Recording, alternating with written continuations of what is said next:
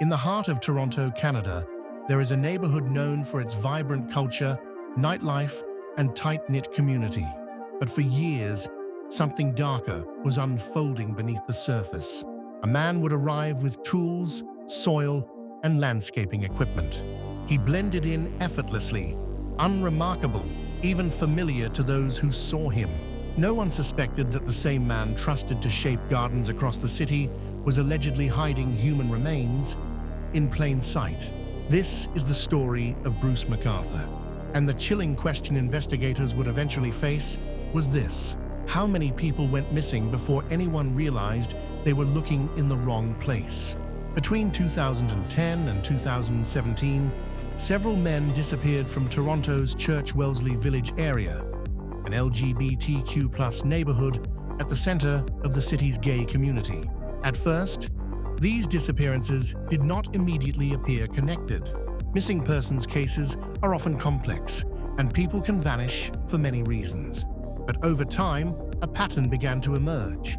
Many of the missing men were middle-aged or older. Several were part of Toronto's LGBTQ+ community, and many of them were last seen in or around the same neighborhood. Families and friends began pushing for answers. Police initially conducted multiple investigations, but no single breakthrough linked the cases together. That changed when Toronto police launched a coordinated effort known as Project Houston, specifically aimed at reviewing unsolved missing persons cases connected to the community. As investigators began comparing files, they noticed something unsettling. The same name appeared repeatedly in the background of some of the missing men's lives. Bruce McArthur was, by all outward appearances, an ordinary man. He worked as a landscaper in Toronto. He was known in some circles as polite, quiet, and unassuming. He had connections to residential gardening projects across the city, but investigators discovered that McArthur had ties to some of the last known locations of multiple missing men. As surveillance increased, detectives began monitoring his movements closely. What they found raised serious concerns. McArthur had access to properties where no one was regularly present, places where he worked as a landscaper. Investigators suspected he may have used this access to conceal evidence. Undercover operations intensified. Police began gathering digital evidence, tracking movements, and reviewing historical disappearances. The investigation slowly tightened around him. By late 2017 and early 2018, authorities believed they had enough grounds to proceed. What they were about to uncover would shock even experienced investigators. On January 18, 2018, Bruce McArthur was arrested in Toronto. The arrest marked a major turning point in the investigation, but it was only the beginning. Police executed search warrants on multiple properties linked to McArthur's work and personal life.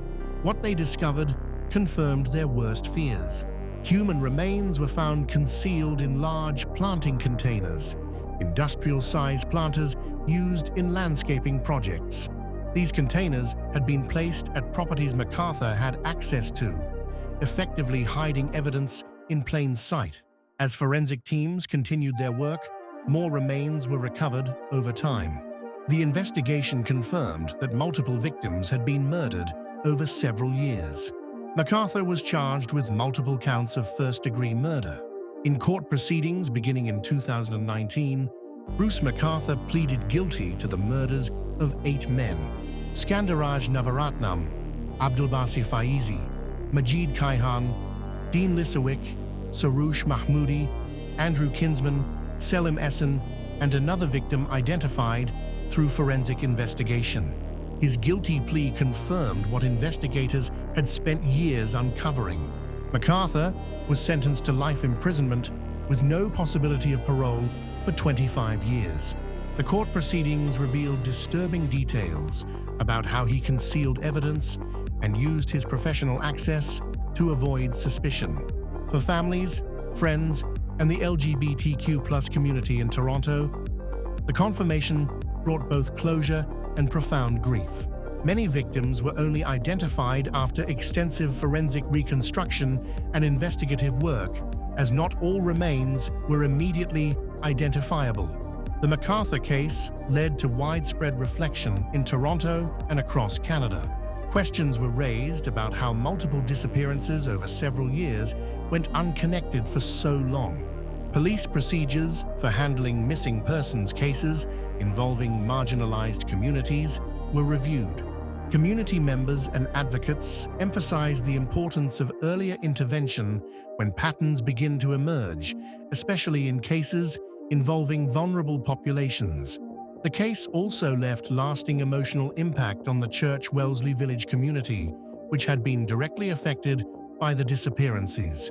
While justice was achieved in court, many still reflect on the time lost and the lives disrupted before answers were found.